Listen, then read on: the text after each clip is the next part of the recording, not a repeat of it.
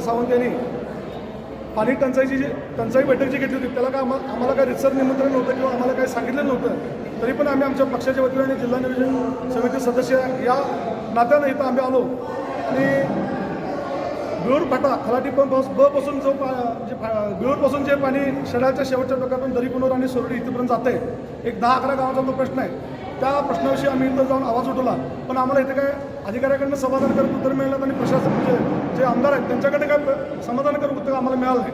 वास्तविक पाहता ही योजना जी आहे ते शासकीय धोरण असं की टेल टू हेड म्हणजे शेवटापासून सुरुवातीकडे पाणी पुरवण्याचं धोरण आहे, पण वास्तविक पाहता तसं धोरण असताना सुद्धा ह्या धोरणाला तिलांजली देऊन काही नेत्यांच्या आणि काही मोठ्या गावांच्या दबावापोटी शेडा असेल, सोरडे असेल, दरीपुनर असेल, कोळगिरी, कारतंगी, राहुलगुंडवाडी, खोजनवाडी, पाचापूर, अल्प प्रमाणामध्ये पाचापूर वगैरे थोडी ही जी गाव आहेत आणि मेंढगिरी देवनाळपर्यंत एक 10-12 गाव आहेत. त्या 10-12 गावांना अजिबात पाणी पुरवठा केला जात नाही. आम्ही प्रशासनाला पत्र दिले, आमच्या सर्व 10-12 गावाच्या तर्फे आम्ही सगळ्यांच्याकडे ग्रामपंचायतीचे ठराव घेतले आणि तसं प्रशासनाला उद्या आम्ही पत्र देण्यासाठी जाणार. पण पवारसाहेब आज मुंबईला गेलेत, आज उद्या येणार आहेत. उद्या कलेक्टर साहेबांना पण आम्ही भेटणार आहे आणि कलेक्टर साहेबांना भेटून इथले जे खासदार आहेत संजय काका पाटील त्यांना देखील आम्ही भेटणार आहे, काकांना सुद्धा. आणि काकांना सांगणार आहे की जर तुम्ही या 10 गावांना पाणी देऊ शकत नसाल तर येणाऱ्या उद्याची जी लोकसभाची निवडणूक आहे तात्पुरती, तर दुसरा आम्ही काय कायमस्वरूपी बहिष्कार टाकू शकत नाही. लोकसभेच्या निवडणुकीला ह्या 10-12 गावातर्फे आम्ही निश्चितपणे बहिष्काराची भूमिका घेणार आहे. कारण का ज्या हेतून आम्ही तुम्हाला मतं दिली, ज्या हेतून आम्ही तुमच्या पक्षाला पाठिंबा दिला, ज्या हेतून भाजपला आम्ही इथून मतदान केले,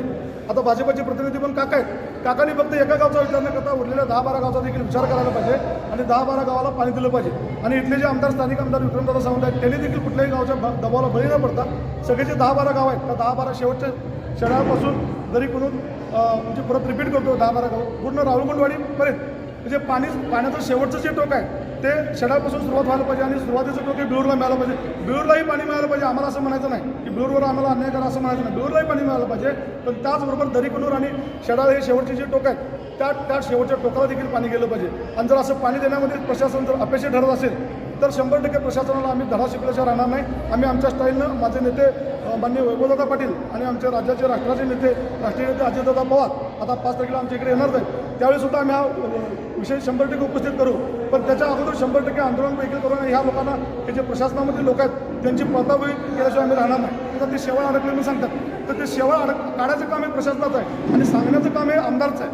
तर तुमच्या माध्यमातून मला सांगायचं आहे की हे 10-12 गावं सध्या जे आहेत म्हणजे प्राथमिक स्वरूपावर आम्ही ह्या 10-12 गावावरती फार मोठा अन्याय व्हायला लागला आहे. तो अन्याय प्रशासनात ताबडतोब दूर करावा आणि ताबडतोब शेड्यापासून पाणी वाटप चालू करावं. अन्यथा पुन्हा एकदा तुम्हाला सांगतो लोकसभेवरती बहिष्कार आणि उग्र आंदोलनाचा आम्ही 100% आमच्या पक्षातर्फे आम्ही प्रयत्न करणार आहोत. Press the bell icon on the video and never miss another update.